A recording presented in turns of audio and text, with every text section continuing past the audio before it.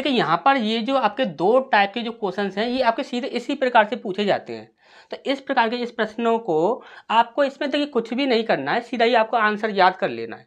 इसी टाइप से ये प्रश्न आपके पूछे जाते हैं और इसी प्रकार से आपके बनकर आते हैं। ठीक, तो यहाँ पर सीधा ही आपको क्या करना है कि सीधा आंसर याद कर लेने हैं।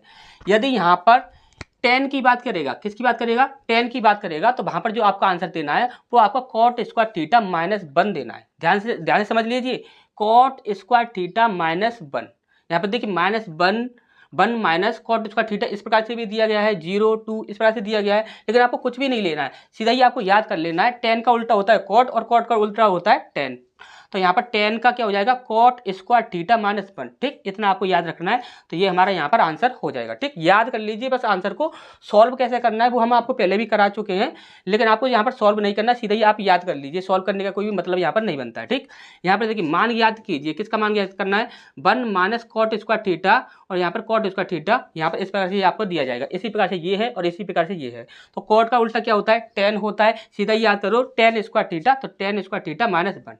ठीक, ये चीज़ आपको याद रखनी है। यहाँ पर कॉट बोलेगा तो 10 स्क्वायर थीटा माइनस 1, यदि 10 बोलेगा तो कॉट स्क्वायर थीटा माइनस 1। ठीक, इस प्रकार से आपको याद कर लेना है, तो आपका आंसर क्या हो जाएगा, 10 स्क्वायर थीटा माइनस 1। ठीक, इतना आप याद करके रखिए। जैसे ही आपके सामने इस प्रकार का प्रश्न दिखता है, यदि 10 में दिखा तो कॉट स्क्वायर थीटा माइनस 1 सीधा लगाकर आगे बढ़ गए। यदि कॉट स्क्वायर थीटा इस प्रकार से दिख रहा है तो 10 स्क्वायर थीटा माइनस 1 लगाकर तुरंत ही आगे बढ़ गए। ठीक, इस प्रकार से आपको करना है। ठीक, याद कर लीजिए बस इन आंसरों को।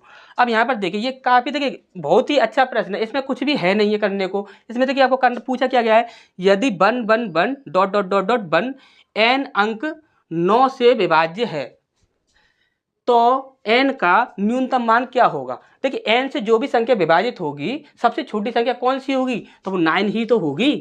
9 से जो भी संख्या सबसे छोटी संख्या कौन सी होगी, 9 से सबसे छोटी संख्या विभाजित होने वाली कौन सी होगी, 9 होगी। यदि ऑप्शंस भी नहीं होते तो भी आप 9 बोल देते यहाँ पर। तो यहाँ पर देखिए यहाँ पर क्या दिया हुआ है, 18 दिया हुआ, ये नहीं होगा, 12 नहीं होगा, 3 नहीं होगा, सीधा क्या होगा 9 होगा। तो थोड़ा सा कॉमन सेंस वाला भी यहाँ पर क्वेश्चन आ जाते हैं। यानी कि 9 से विभाजित होने वाली सबसे छोटी संख्या कौन सी होगी, तो 9 से विभाजित होने वाली सबसे छोटी तो 9 ही होगी। ठीक, तो नेक्स्ट क्वेश्चन की ओर बढ़ते हैं।